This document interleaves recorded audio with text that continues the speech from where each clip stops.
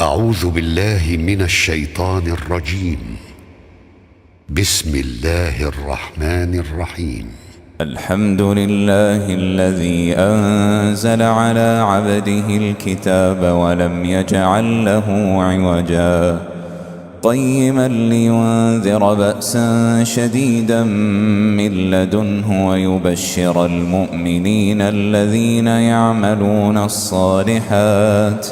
ويبشر المؤمنين الذين يعملون الصالحات أن لهم أجرا حسنا ماكثين فيه أبدا وينذر الذين قالوا اتخذ الله ولدا ما لهم به من علم ولا لآبائهم كبرت كلمة تخرج من أفواههم إن يقولون إلا كذبا فلعلك باخع نفسك على آثارهم إن لم يؤمنوا بهذا الحديث أسفا إنا جعلنا ما على الأرض زينة لها لنبلوهم أيهم أحسن عملا وإنا لجاعلون ما عليها صعيدا جرزا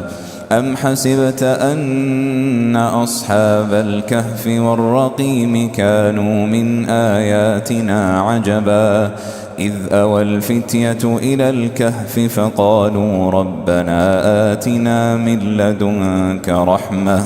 وهيئ لنا من أمرنا رشدا فضربنا على آذانهم في الكهف سنين عددا ثم بعثناهم لنعلم أي الحزبين أحصى لما لبثوا أمدا نحن نقص عليك نبأهم بالحق إنهم فتية آمنوا بربهم وزدناهم هدى وربطنا على قلوبهم إذ قاموا فقالوا ربنا رب السماوات والأرض لن ندعو من دونه إلها لقد قلنا إذا شططا هؤلاء قومنا اتخذوا من دونه آلهة لولا يأتون عليهم بسلطان بين فمن أظلم ممن افترى على الله كذبا وإذ اعتزلتموهم وما يعبدون إلا الله فأووا إلى الكهف ينشر لكم ربكم من رحمته ويهيئ لكم من أمركم مرفقا وترى الشمس إذا طلعت تزاور عن كهفهم ذات اليمين وإذا غربت تقرضهم ذات الشمال وهم في فجوة منه ذلك من آيات الله من يهد الله فهو المهتد ومن يضلل فلن تجد له وليا مرشدا وتحسبهم أيقاظا وهم رقود ونقلبهم ذات اليمين وذات الشمال وكلبهم باسط ذراعيه بالوصيد لو اطلعت عليهم لوليت منهم فرارا ولملئت منهم رعبا وكذلك بعثناهم ليتساءلوا بينهم قال قائل منهم كم لبثتم قالوا لبثنا يوما أو بعض يوم قالوا ربكم أعلم بما لبثتم فبعثوا أحدكم بورقكم هذه إلى المدينة فلينظر أيها أزكى طعاما فليأتكم برزق منه وليتلطف ولا يشعرن بكم أحدا إنهم إن يظهروا عليكم يرجموكم أو يعيدوكم في ملتهم ولن تفلحوا إذا أبدا. وكذلك أعثرنا عليهم ليعلموا أن وعد الله حق وأن الساعة لا ريب فيها إذ يتنازعون بينهم أمرهم فقالوا ابنوا عليهم بنيانا ربهم أعلم بهم قال الذين غلبوا على أمرهم لنتخذن عليهم مسجدا سيقولون ثلاثة رابعهم كلبهم ويقولون خمسة سادسهم كلبهم رجما بالغيب ويقولون سبعة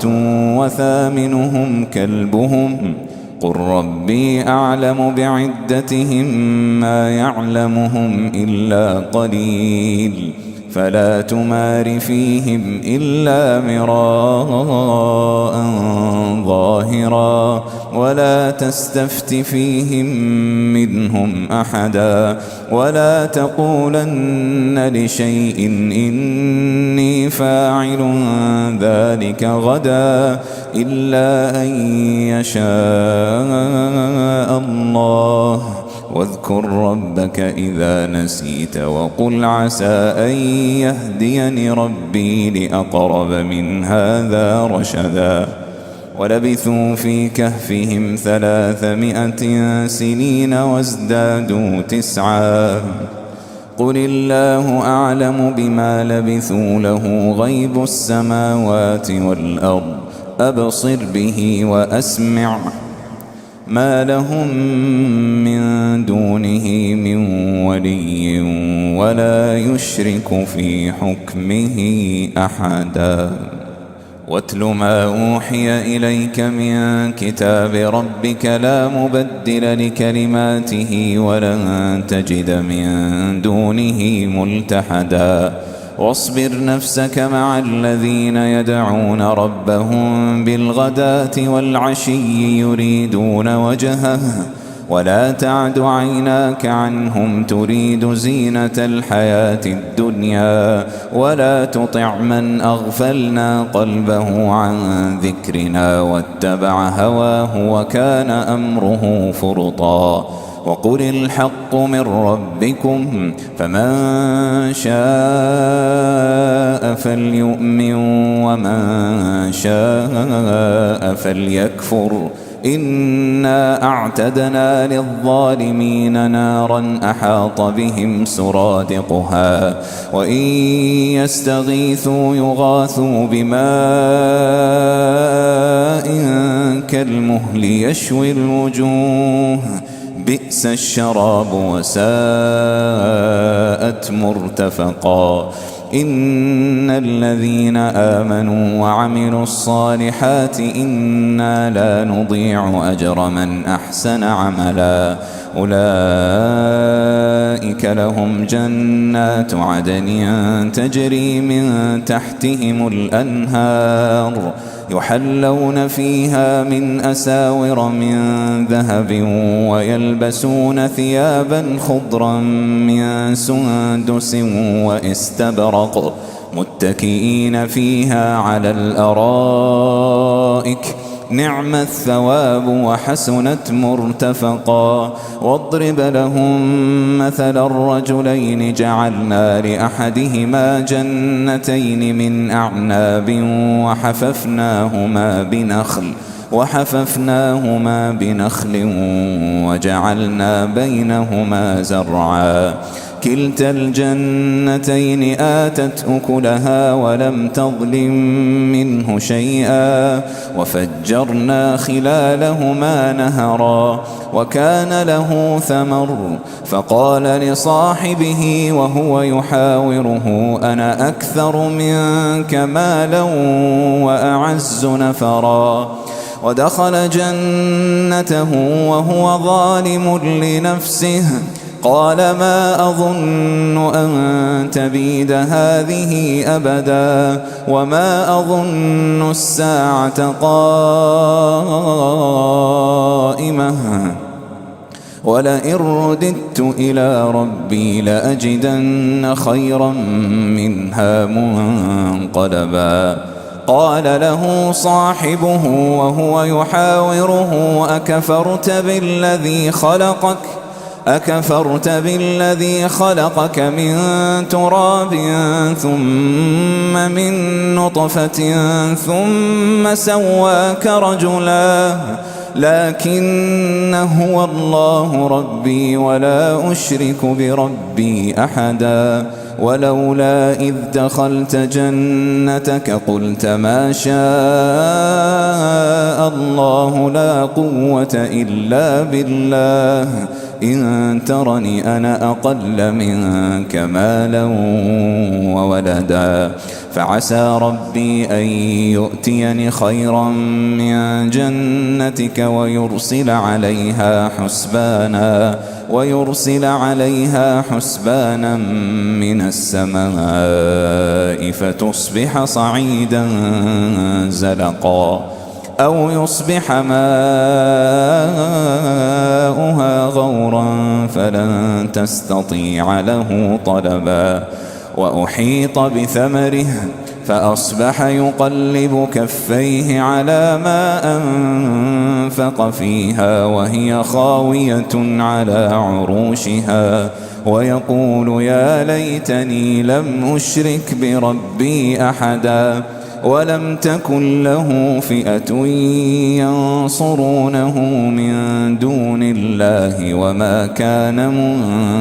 منتصرا هنالك الولاية لله الحق هو خير ثوابا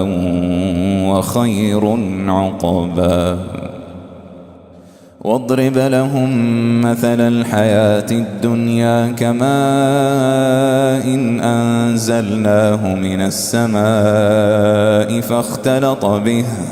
فاختلط به نبات الأرض فأصبح هشيما تذروه الرياح وكان الله على كل شيء مقتدرا المال والبنون زينة الحياة الدنيا والباقيات الصالحات خير عند ربك ثوابا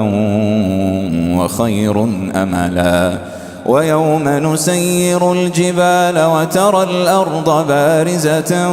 وحشرناهم فلم نغادر منهم أحدا وعرضوا على ربك صفا لقد جئتمونا كما خلقناكم أول مرة بل زعمتم أن لن نجعل لكم موعدا ووضع الكتاب فترى المجرمين مشفقين مما فيه ويقولون يا ويلتنا ما لهذا الكتاب لا يغادر صغيرة ولا كبيرة إلا أحصاها ووجدوا ما عملوا حاضرا ولا يظلم ربك أحدا وإذ قلنا للملائكة اسجدوا لآدم فسجدوا إلا إبليس كان من الجن ففسق عن أمر ربه أفتتخذونه وذريته أولياء من دوني وهم لكم عدو بئس للظالمين بدلا ما أشهدتهم خلق السماوات والأرض ولا خلق أنفسهم وما كنت متخذ المضلين عضدا ويوم يقول نادوا شركائي الذين زعمتم فدعوهم فلم يستجيبوا لهم وجعلنا بينهم موبقا ورأى المجرمون النار فظنوا أنهم مواقعوها ولم يجدوا عنها مصرفا ولقد صرفنا في هذا القرآن للناس من كل مثل وكان الإنسان أكثر شيء جدلا وما منع الناس أن يؤمنوا إذ جاءهم الهدى ويستغفروا ربهم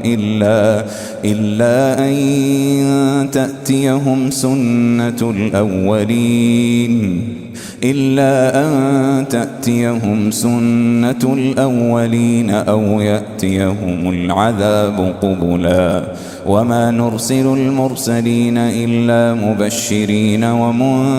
ومنذرين ويجادل الذين كفروا بالباطل ليدحضوا به الحق واتخذوا آياتي وما أنذروا هزوا ومن أظلم ممن ذكر بآيات ربه فأعرض عنها ونسي ما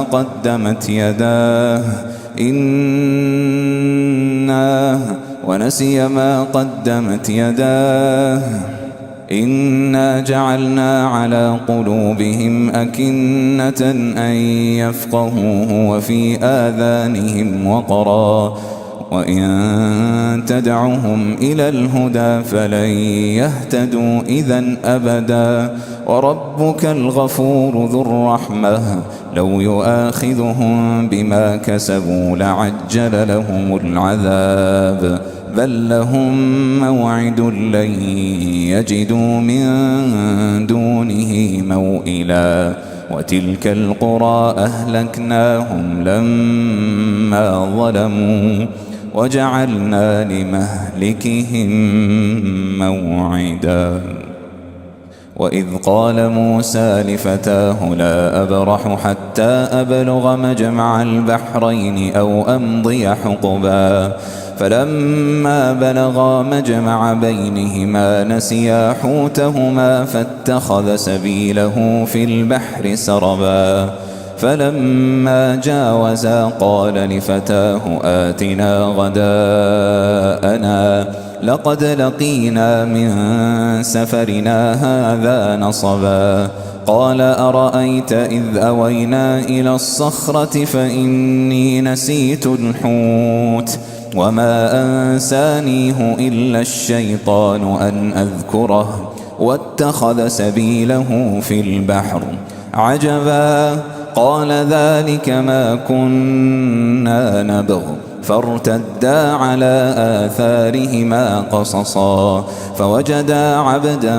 من عبادنا آتيناه رحمة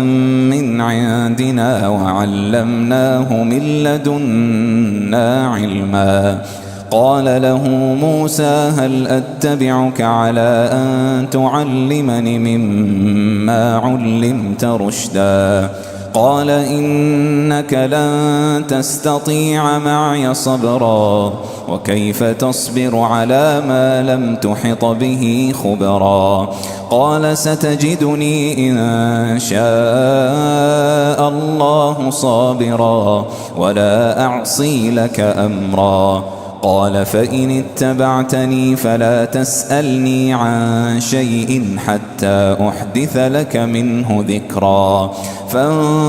فانطلقا حتى إذا ركبا في السفينة خرقها قال أخرقتها لتغرق أهلها لقد جئت شيئا إمرا قال ألم أقل إنك لن تستطيع معي صبرا قال لا تؤاخذني بما نسيت ولا ترهقني من أمري عسرا فانطلقا حتى إذا لقيا غلاما فقتله قال أقتلت نفسا زكية بغير نفس لقد جئت شيئا نكرا قال ألم أقل لك إنك لن تستطيع معي صبرا قال إن سألتك عن شيء بعدها فلا تصاحبني قد بلغت من لدني عذرا. فانطلقا حتى إذا أتيا أهل قرية استطعما أهلها فأبوا أن يضيفوهما فوجدا فيها جدارا يريد أن ينقض فأقامه. قال لو شئت لاتخذت عليه أجرا. قال هذا فراق بيني وبينك سأنبئك بتأويل ما لم تستطع عليه صبرا. أما السفينة فكانت لمساكين يعملون في البحر فأردت أن أعيبها وكان وراءهم ملك يأخذ كل سفينة غصبا. وأما الغلام فكان أبواه مؤمنين فخشينا أن يرهقهما طغيانا وكفرا فأردنا أن يبدلهما ربهما خيرا منه زكاة وأقرب رحما. وأما الجدار فكان لغلامين يتيمين في المدينة وكان تحته كنز لهما وكان أبوهما صالحا فأراد ربك أن يبلغا أشدهما ويستخرجا كنزهما رحمة من ربك وما فعلته عن أمري ذلك تأويل ما لم تسطع عليه صبرا. ويسألونك عن ذي القرنين قل سأتلو عليكم منه ذكرا. إنا مكنا له في الأرض وآتيناه من كل شيء سببا فأتبع سببا حتى إذا بلغ مغرب الشمس وجدها تغرب في عين حمئة ووجد عندها قوما قلنا يا ذا القرنين إما أن تعذب وإما أن تتخذ فيهم حسنا. قال أما من ظلم فسوف نعذبه ثم يرد إلى ربه فيعذبه عذابا نكرا. وأما من آمن وعمل صالحا فله جزاء الحسنى وسنقول له من أمرنا يسرا. ثم أتبع سببا حتى إذا بلغ مطلع الشمس وجدها تطلع على قوم لم نجعل لهم من دونها سترا. كذلك وقد أحطنا بما لديه خبرا. ثم أتبع سببا حتى إذا بلغ بين السدين وجد من دونهما قوما لا يكادون يفقهون قولا. قالوا يا ذا القرنين إن يأجوج ومأجوج مفسدون في الأرض فهل نجعل لك خرجا على أن تجعل بيننا وبينهم سدا. قال ما مكني فيه ربي خير فأعينوني بقوة أجعل بينكم وبينهم ردما. آتوني زبر الحديد حتى إذا ساوى بين الصدفين قال انفخوا حتى إذا جعله نارا قال آتوني أفرغ عليه قطرا. فما استطاعوا أن يظهروه وما استطاعوا له نقبا. قال هذا رحمة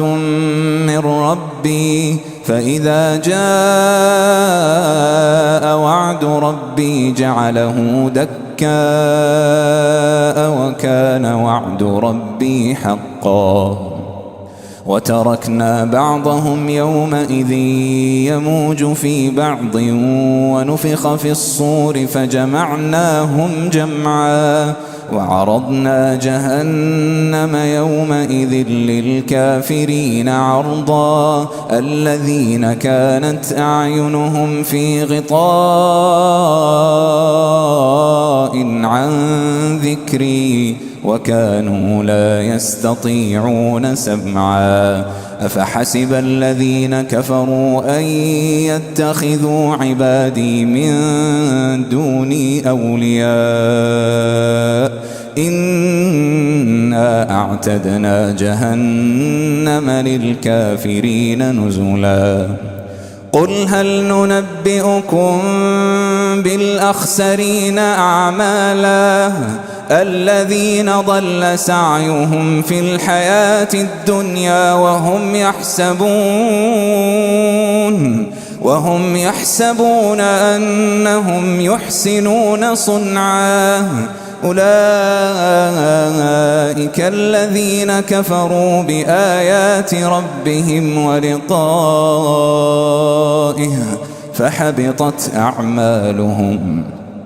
فحبطت أعمالهم فلا نقيم لهم يوم القيامة وزنا ذلك جزاؤهم جهنم بما كفروا واتخذوا آياتي ورسلي هزوا إن الذين آمنوا وعملوا الصالحات كانت لهم جنات الفردوس نزلا خالدين فيها لا يبغون عنها حولا قل لو كان البحر مدادا لكلمات ربي لنفد البحر قبل أن تنفد كلمات ربي ولو جئنا بمثله مددا قل إنما أنا بشر مثلكم يوحى إلي أنما إلهكم إله واحد فمن كان يرجو لقاء ربه فليعمل عملا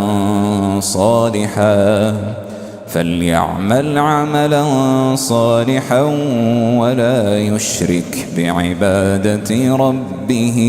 أحدا.